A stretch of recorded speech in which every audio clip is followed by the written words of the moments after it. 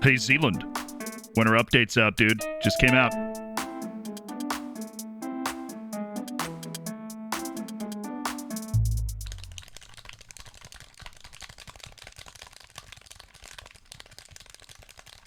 Just won the Champions League again.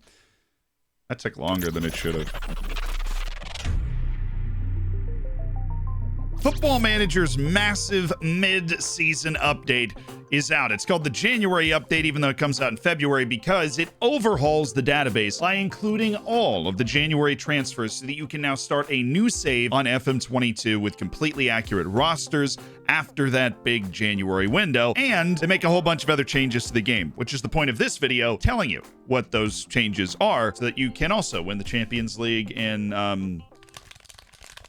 in that amount of time, maybe even less. Now, there are a couple of big changes. That's what Football Manager wanted to lead with, and they put in the Steam store for you to read about. But we're all about the details here, the things that are going to affect your life, whether you know it or not, while you're playing FM22. So we've gone to the community post with every single change that's made. The only changes that aren't included, of course, are the roster additions and subtractions and everything, and all the different players that are where they are now. But there's also a really significant change in the attributes of certain players based off their performance in the first half of the season. A player like Anthony Elanga, who is in the Ascension for Manchester United, would have gotten a bump. But if you also look at Manchester United, somebody like Ronaldo, as Dr. Benji has pointed out on Twitter, took a little bit of a nosedive based off of some less than other worldly performances in the first half of the season. We're not going to go through all of those changes, but just be aware that they are there and that you don't have to play with them if you don't want to. If you really like Ronaldo being better, you can,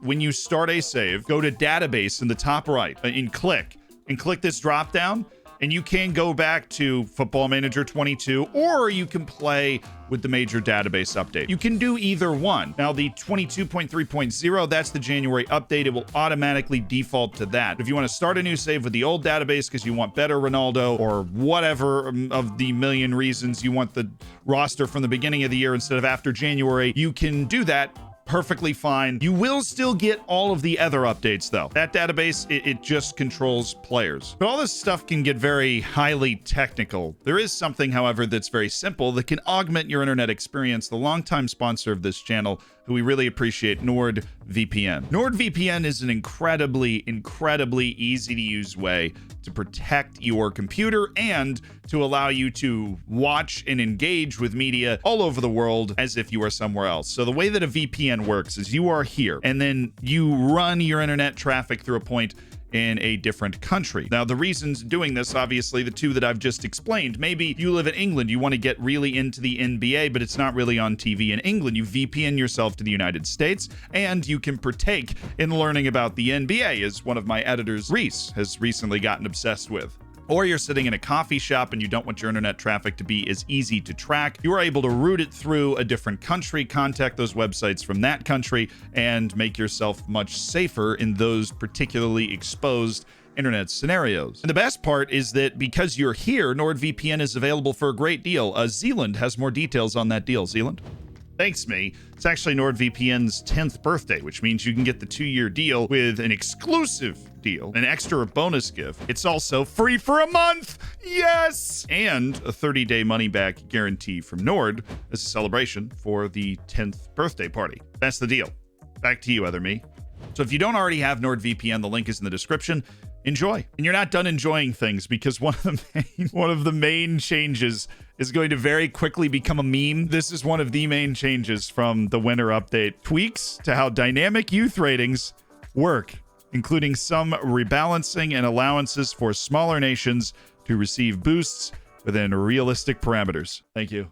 That's all we hope for. So just get that out of the way off the top. They did fix the dynamic youth ratings, so we obviously, everything went nuclear. We kicked up a giant fuss, but at the end of the day, I think something that a lot of people were really looking forward to is going to be even better in the game now. So if you wanted to start a new save, this is your opportunity to do that. Though I shouldn't say that. You don't have to start a new save, because this line in the statement, which says this update contains fixes and improvements across multiple areas, all gameplay adjustments will take effect in current careers. You need to begin a new save to take advantage of the data updates. or competition and rule group changes. So there are a couple of different changes that happen to competitions, notably in Bulgaria with a homegrown issue. In Croatia, the relegation and promotion playoff system wasn't exactly functioning the right way. There was even a format change to the Welsh Cup, an update to the European group stage tiebreak rules. So if things got really weird for you or it wasn't clear what happened and why you didn't go through, you might want to start a new save out of spite. And in the English National League and in National League North-South, they actually corrected playoff seeding. It had been a little wonky. So for that sort of stuff, you're going to need to restart your save. But they said everything in the gameplay section is good to go on the saves that you currently have, which includes not just the dynamic youth rating change. It also includes fixes to a lot of different small transfer issues that could have added up to something major for you. They use the word tweak a couple of times down here. I'll just point that out. Tweaks to player exchange transfer logic. So apparently they judge that to be illogical. Same thing with the negotiations when you add in a buyback clause, or fixing stuff like taxation on wages being too high in Portugal, which means the player's a little less likely, especially if they're in it for the money, to go to Portugal because they're going to make less money. Now, this is just huge. If you're about to go into a playoff final and this update hits, it might have just saved you. If you're coming out of the championship into the Premier League, this might have saved you tens of millions of dollars in budget right here. Big time switch to get in. They did address some of the issues around trialing players, where players would leave and no report card would be given. That's not going to happen anymore. But a big one, I've made a couple of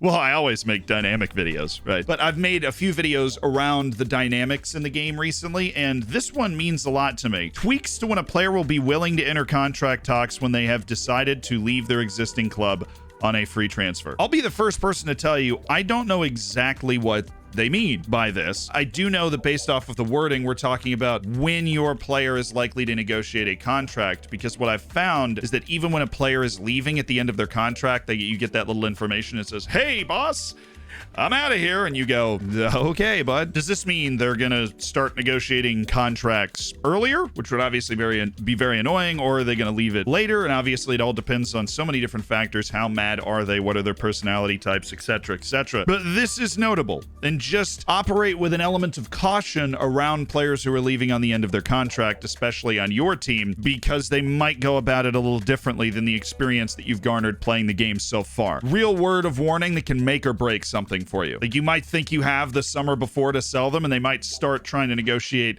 some sort of deal before that or during that. Disaster everywhere. But I know this is not the stuff that, if you've played Football Manager for a while, you're particularly concerned with, because Football Manager 22, like every other Football Manager, also gets a match engine update with the January update. This is the big overhaul to the game. What have we learned? What have we tried to fix? There are two things in the match engine section. First, tweaks to inside wingers and forwards and how often they cut inside with the ball when attacking. So often inside forwards and inverted wingers, in particularly inverted wingers are supposed to do this more, but they would bring the ball up the side and they bring it into their inside foot, and then they just pass it backwards instead of actively looking to attack the top of the 18 to cut inside of the fullback before they get up all the way to the end line. Obviously, this is a percentages thing, and so you still see inside forwards and inverted wingers pick the ball up and take it inside in the old match engine. But now I'm thinking that the frustration so many people have had with inside wingers, and I knew I was going to do that, inverted wingers and inside forwards, that has been addressed and hopefully will be alleviated through the back half of playing FM22, and improvements on how preset user match plans are implemented in the game. I don't really use match plans. I know some of you guys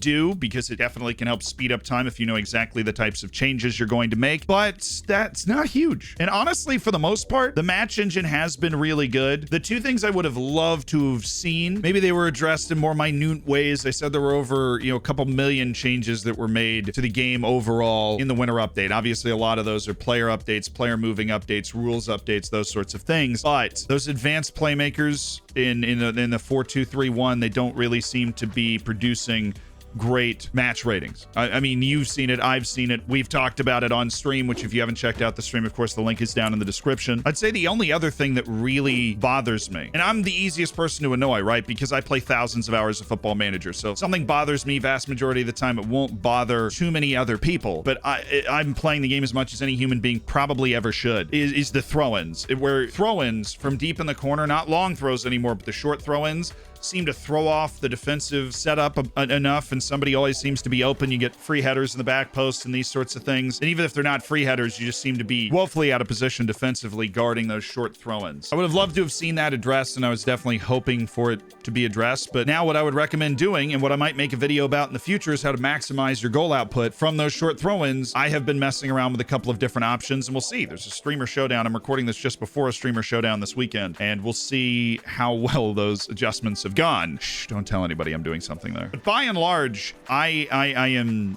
surprised and happy that they have managed to. I figured if they were going to do anything with the dynamic youth rating, it was going to be for 23. I'm surprised and happy they've done it for 22. And while the match engine obviously wasn't the main focus of the updates, I really think that off of a wish list, they probably missed one or two, three things. I would have loved a little more transparency on dynamics, but I'm aware that if they're going to do that, they probably have to overhaul it, and that's probably an FM23 sort of thing. So if that we're going top of the wish list, a little more transparency with the dynamics section so you don't end up with, you know, that. But the winter update's out. Enjoy it.